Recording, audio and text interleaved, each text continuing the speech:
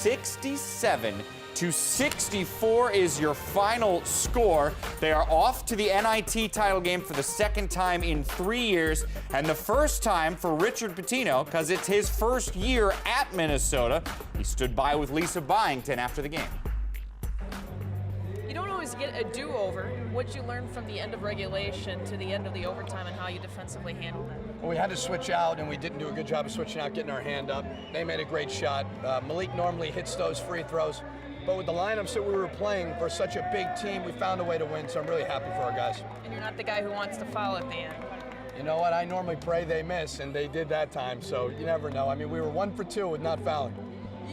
You were concerned about the bigs, and in your situation, especially with Elliott not playing, and then you got into foul trouble. How were you able to kind of tread that water here tonight? It was really hard. I mean, I told our guys, all right, no Elliott, don't get in foul trouble. We were in foul trouble the whole game. You know, it was difficult. We started taking him off the bounce a little bit. I thought Otto gave us great minutes. We just found a way. It was a character win for us. All right, thanks for the time. Minnesota now off to the championship game, guys. Yes, they are, Lise, which brings us to our All-State Mayhem Index. Believe it or not, these two teams already met this year. It was back in December. It was in the Big Ten ACC Challenge.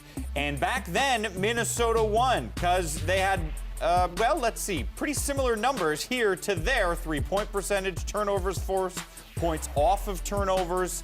A similar recipe for them. They win by 10 there. They win in overtime by only 3 here. And we mentioned in the highlight, one of the big reasons they had an early lead and they were up by double digits at the break is because from behind the line, they were on fire the first 20. Yeah, Minnesota did an excellent job of moving the defense and getting good looks against the bigger Florida State Seminoles. And when you have a bigger team that you're playing against, you need that ball movement to soften things up, and that's exactly what we saw. Minnesota got going early, and you see the penetration, late closeout for DeAndre Matthew, late closeout against Austin Hollins, and what you're noticing is penetration to the middle and then looking out on the perimeter. Minnesota did an excellent job of that, and it's often said that defense wins championships like this, but you still have to score the rock.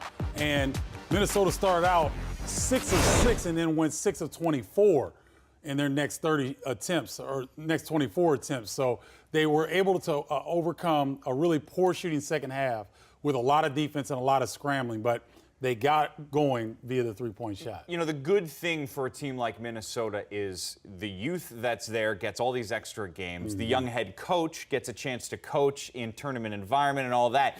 But they've got a senior in Austin Hollins who's already played in more games than any Gopher in the history of the program. What did you see from him in this game? I saw a bit of senioritis. And what I mean by that, he is looking at the end of his college career.